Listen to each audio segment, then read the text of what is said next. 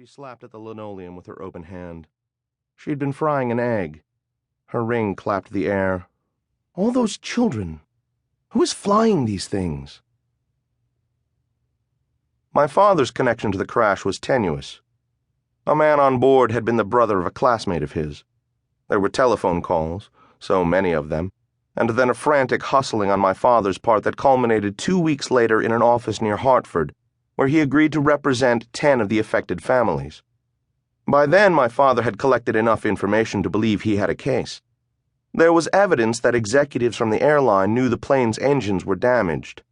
At airports along the coast, word had spread of lazy safety upkeep, mechanical ignorance, pilots capable of flying a 6-ton bomber but unfamiliar with the relative delicacy of such a small aircraft.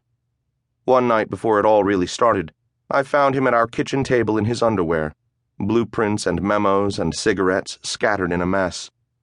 It was a new plane, and apparently something this new shouldn't have crashed. "Can you win?" I asked.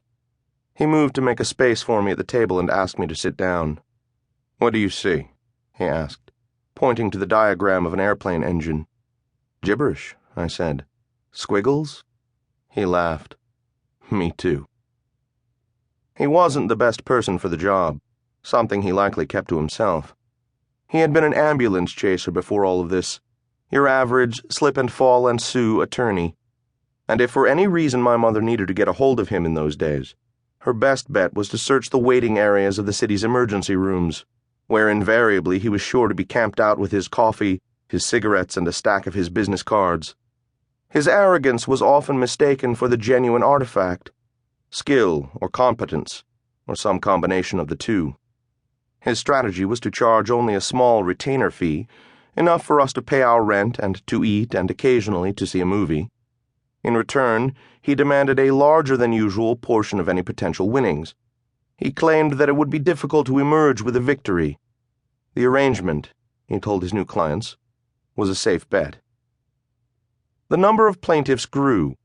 These calls came sparingly at first, waking us at night, a bereft mother sneaking away to call my father while her husband slept, a PFC in the Army stationed in Okinawa whose father had died and whose brother could not be reached.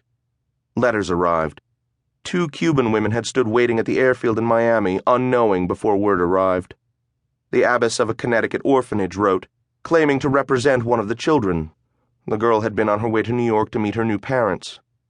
With every call, the case became larger, the potential purse of damages fuller, the bustle in our small rented house busier and noisier, and filled every night with the whispered idea that maybe, possibly, if things went perfectly, if the judge saw something the right way, or if the opposing counsel decided to take a certain tack, it was always we, might win.